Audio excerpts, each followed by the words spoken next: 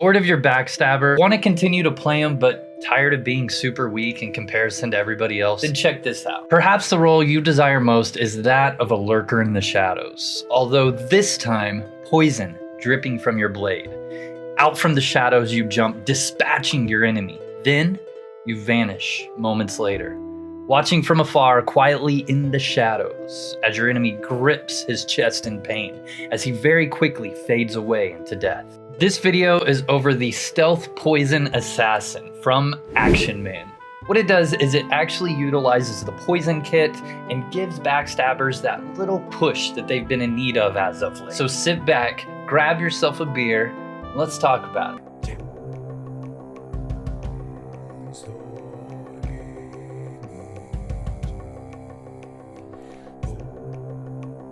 Alright guys, jumping straight into the template. We got 120 poison and 120 taste. We want lethals, and most of our damage will be from poison tick. So it just makes sense that we're going to put 120 points in both of these. The taste is going to give us more of a chance to apply the lethal, as well as give us more poison damage. And again, this will be strongly poisoned. So yeah, 100 hiding, we can't stealth or backstab without it. 100 tactics for damage, duh. 100 fencing, this is where it really ticks in. The spear is the highest poisonable max damage two-hander. It also benefits from the recent buff to two-handed weapons, therefore giving our backstabs the biggest initial damage.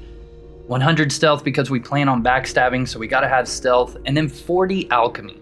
40 alchemy gives us bigger heal potions for more defense, as well as longer buff duration if we use strength pots or magic resist pots. 40 healing, this might come in handy since we are melee, and sometimes we just, after the initial backstab and the poison, continue to poke at the monster with our giant spear, therefore healing could be helpful. Some may change out the alchemy and healing for camping or another damage increaser, or combine the two into one warrior skill for that 7th tier into the fencing codex. As far as the codex itself goes, fencing fits perfectly with this build due to Fang.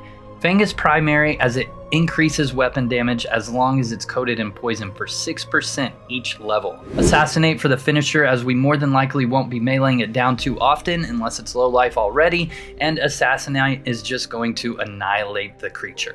Moving on to the aspect. For the aspects, we're going to go straight into it with poison armor. Since poison damage is our primary damage, this is a no-brainer. Not only does it help with our poisons, but it also helps us if we continue to pummel away at our target with more damage to poison targets. For the weapon, we can go poison or shadow weapon. Personally, I liked poison weapon since a lot of the damage is dependent on your poison kit and the level of poison aspect. I wanted these to level faster. Remember, poison kit experience is based on poison damage. And now speaking of the poison kit, let's start off with targeted venom. A lot of the damage done is from the poison ticks, therefore targeted venom is our main focus. We also will only be fighting on monster at a time, so this makes sense. Follow that up with terminal, once again adding more tick damage. Enfeeble is a good choice after that since it helps to mitigate any damage you will take on your run back into the shadows, which leaves 2 points to your choice. I went with direct dose, that way if lethal damage wasn't applied, it had a greater chance to upgrade. If you're really going to invest in this template, the mastery chain can be as follows. ACTIONMAN suggests poison damage and resist ignore links, as once again the ticks are going to be your main damage point. Have I said that enough yet? Follow that up with backstab damage links, since it's your initial blow. Finally, damage to poisoned creatures. After that initial blow, they should be poisoned. So if you do find yourself hacking away at them, rejoice and even more damage.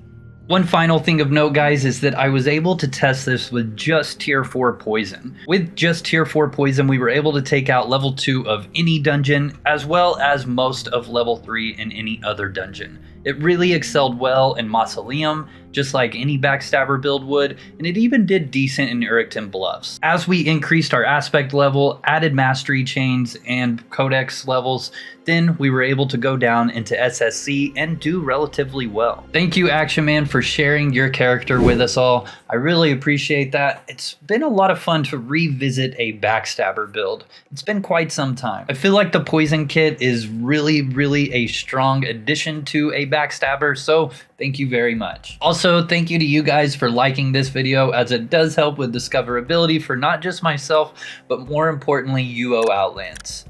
Thank you to the subscribers, the channel members, the Patreons, all you guys that come and hang out with me every Tuesday, Wednesday, Thursday, and Saturday at 8:30 p.m. Eastern when we stream UO Outlands or whatever other game we're playing.